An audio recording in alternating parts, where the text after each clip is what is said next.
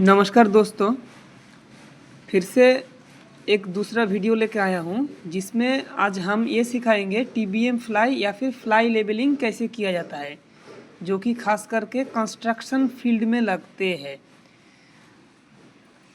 अगर किसी जगह का आरएल अगर हमारा दिया रहेगा, मान लीजिए टीबीएम 1 एक बेंचमार्क बना हुआ है जिसका आरएल 100 है।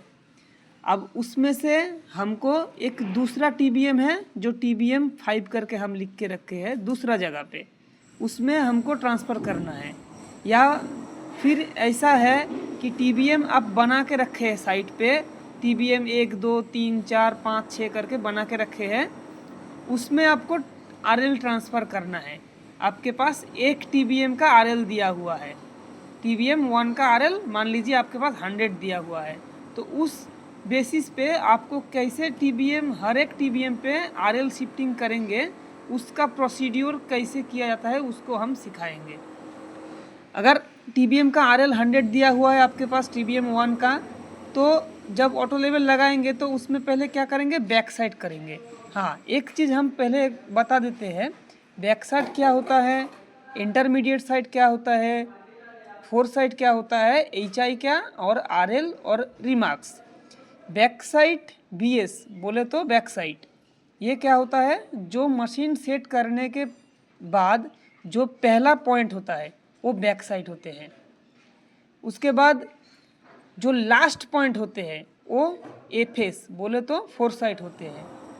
और ये बैक साइड और फोर साइड के बीच में जितना पॉइंट लिया जाएगा वो आईएस में जाएगा। आईएस बोले तो इंटरमीडिएट साइड, और आरएल मतलब पता ही है रिड्यूस लेवल, और रिमार्क्स बोले तो जिस पॉइंट पे आप काम कर रहे हैं वो पॉइंट का नाम लिखा जाएगा, या फिर अपने से अगर कुछ इंडिकेट करना चाह रहे हैं तो उसको लिखा जाएगा रिमार्क्स में। तो पहला पॉइंट हो गया बैक साइड। जो बैक साइड में अगर रीडिंग मेरा 1.200 आया है, सपोज मान के चलिए, तो 1.2 अगर आया है तो 1.2 आप बैक साइड में लिखना पड़ेगा। ठीक है, लिखने के बाद क्या होगा, आपके पास आरएल है, आरएल के साथ ये बीएस जो है ये प्लस करना पड़ेगा। प्लस करके कहाँ पे जाएगा, एचआई पे जाएगा, एचआई पे। अब क्या होगा, जो काम एचआई से होगा पूरा, एचआई पे 100.02 है। अब इसमें से हम टीबीएम 2 एक दूसरा टीबीएम है उस पर हम टारगेट करेंगे। टारगेट करके जो रीडिंग आया 1.803 उसको हम नोट कर लिए, लिख लिए। अब क्या किए, जो एचआई है एचआई से आईएस को माइनस करेंगे, माइनस करके जो आएगा वो आरएल आएगा टीबीएम 2 का, जो कि इधर लिखा हुआ है।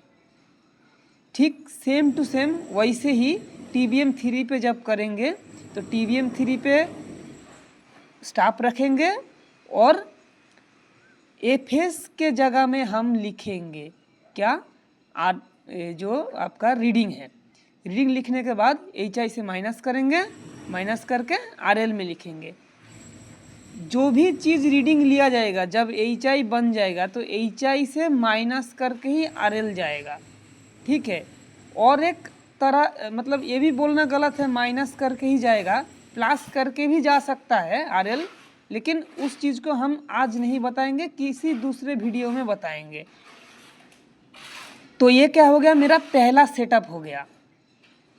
जैसे कि पहला सेटअप क्या है, मतलब टीबीएम 3 पे हमने लास्ट में स्टॉप रख के टारगेट किए तो टीबीएम 3 का आरएल इतना आया।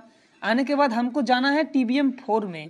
तो टीबीएम 4 में अगर मान लीजिए जाना चाहते हैं तो क्या हुआ, मशीन को हम उठाएंगे, उठा के आगे में जाएंगे, क्योंकि टीबीएम 3 पे या फिर जहाँ पे हम मशीन लगाए हैं उस जगह से बहुत दूर में है टीबीएम 4, या फिर हमको दिख नहीं रहा है। ये दो रीज़न से हो सकता है।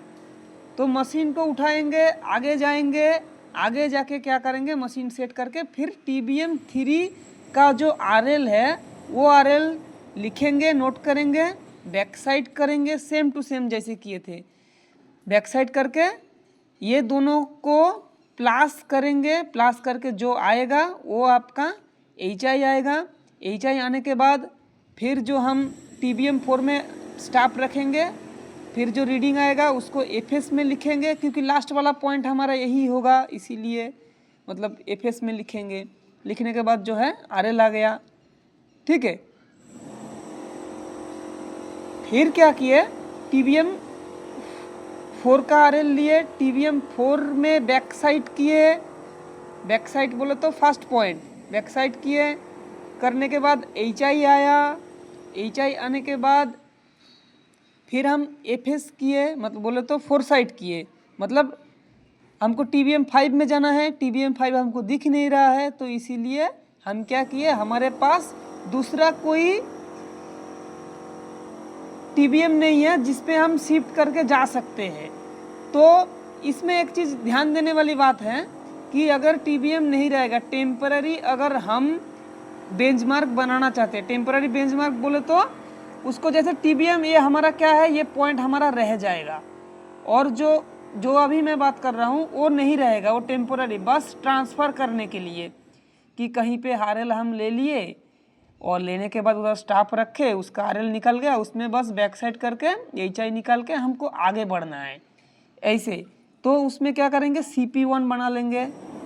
जैसे एक जगह में स्टॉप पकड़वा दिया अपने असिस्टेंट से, फिर वो स्टॉप पकड़ के ही रखेगा उधर में, या फिर कहीं कंक्रीट जहाँ पे परमानेंट स्ट्रक्चर है उधर में, बस पॉइंट नहीं लगा हुआ है ऐसा जगह का मैं बोल रहा हूँ, जो CP1 करके नाम दे दिया, उसका RL इतना आ गया। फिर CP1 में बैक साइड किए, बैक साइड करके HI आया, फिर TBM5 का RL निकल दिया। ठीक है, तो ऐसे करके TBM फ्लाई किया जाता है। तो इस चीज़ को ध्यान रखना है, और बाकी जब काम साइट पे होता है थोड़ा इसको देख के याद रखना है, और जब काम साइट पे होगा थोड़ा सा बस देखना है तो पूरा आपको समझ में आ जाएगा। फिर और एक चीज़ क्या है, TBM बोले तो जो बेंचमार्क कितने प्रकार का होते हैं, GTS benchmark, permanent benchmark, temporary benchmark और है ऑर्बिटरी बेंचमार्क। 4 प्रकार का बेंचमार्क होते हैं। इसके लिए हम आगे में बात करेंगे, GTS बेंचमार्क क्या होते हैं, परमानेंट क्या होता है, टेम्पररी क्या, ऑर्बिटरी क्या।